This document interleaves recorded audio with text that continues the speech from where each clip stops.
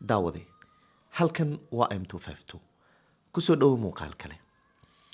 TV-yadu waxay ka mid yihiin qalabyada teknoolajiyada ku tiirsan ee aan maalin walba adeegsano. Waxaan filayaa in inteena badan guryaheena ay TV yaalaan. Hase ahaatee, TV-yadu waxaa loo kala saaraa TV-yo hore iyo kuwo dambe oo smart ah. Waxaan rabaa muuqaalkan inaan kugu sheego farqiga u dhexeeya TV-yadii hore ee caadiga ah iyo TV-yada dambe ee mar dhow soo baxay ee smartiga loo yaqaano. Dabcan shay hadduuba smart noqdo waa dareemaysaa awoodo iyo features kala duwan oo dheeri ayaa lagu soo kordhiyaa. Sidoo kale waxaan rabaa inaan muuqaalkan diiradda ku saaro awoodaha iyo featureska ugu badan ama ugu wanaagsan ee uu leeyahay TV-yada smartiga ah. Haddii gurigaaga TV smart uu ku yaalo, dabcan muuqaalkan wax badan ayuu kuu soo kordhin doonaa. Haddii aad hadda kadib soo iibsan doontana waa ku anfici doonaa sidoo kale. Ila dhamayso muuqaalka si aad wax badan uga ogaato smart TV-ga.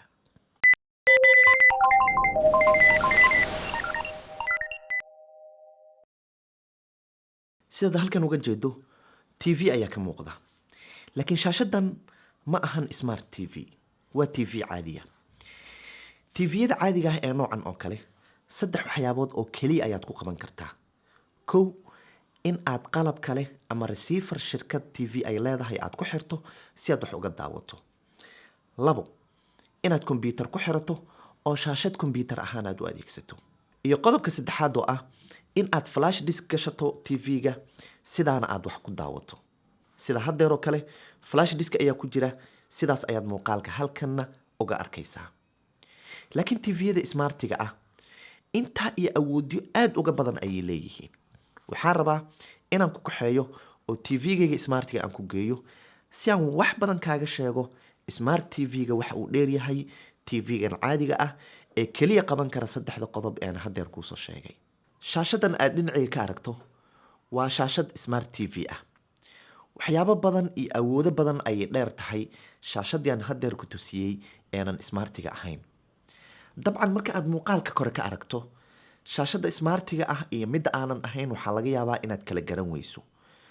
Laakiin marka aad gudaha u gasho, awoodaheedii iyo waxyaabaha ay qaban karto waad la yaabaysaa. Sidii ballankaba ahaa, waxaan rabaa inaan kuu taxo oo aan kuu sheego awoodaha ay shaashadan smart TV-ga dheer tahay TV-yada kale ama shaashadaha kale aanan smart TV-ga ahayn.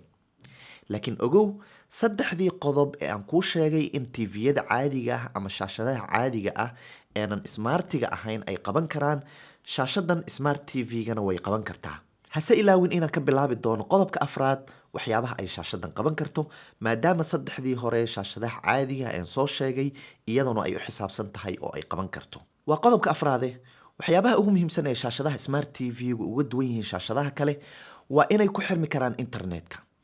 Ha ahaado internet ku imaanaya fiilo ama internet wireless ah, labadaba waa uu ku xirmi karaa. Waa qodobka shanaade, shaashadaha smart TV-ga waxaad ka geli kartaa website. Sida mobilekaaga iyo computerkaaga aad website uga gasho oo kale ayaa shaashadaha smart TV-gana website uga geli kartaa.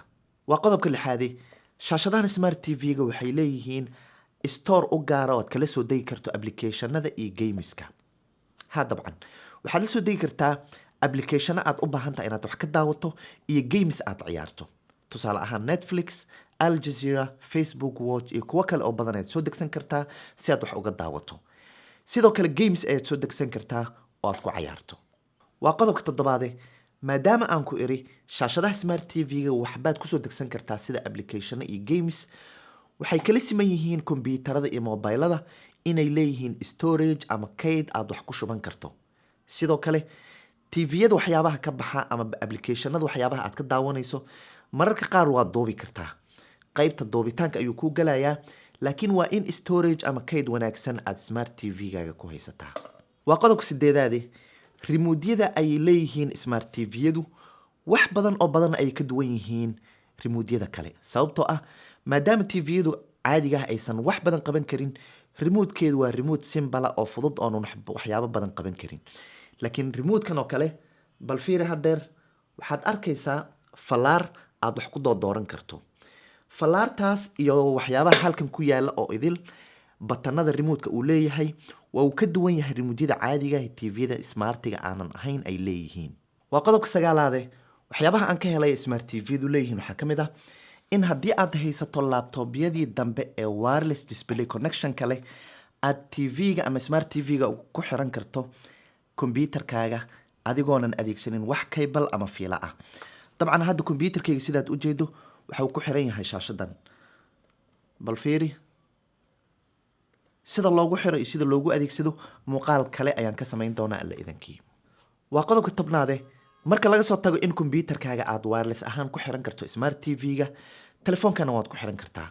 dabcan sidaad haddeer u jeedo telefoonkayga ayaa iigu xiran, shaashadda waxa aan uga jeedo ayaan halkan ka arki karaa.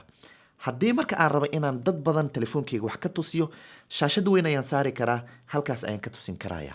habka telefoonka aad ku xiri lahayd smart tvgana muuqaal faahfaahsan ayaan kasoo samayn doonaa alla idankii. inkastoo awoodda smart tvdu aysan intaa ku ekayn, waan soo koobay qodobadii 10 ahaa ayaan kuu sheegay. midkee kuula yaab badnaa ama aad ka heshay nala wadaag fadlan. ugu dambeyntii haddii aan su-aal ku weydiiyo, tvga aad isticmaasho ee guriga ku yaala ma smart tvya mise waa tv caadiya? qodobadeese aad ka heshay oo smart tvga ku saabsan oo aad muuqaalkan ka faa'iiday? fadlan nagula wadaag qaybta hoose ee muuqaalka. anigoo kaaga mahad celinaa waqtigaa qiimiga badan aad ku bixisay daawashada muuqaalkan. inta laga gaarayo muuqaalka xiiba idankii nabadgelyo.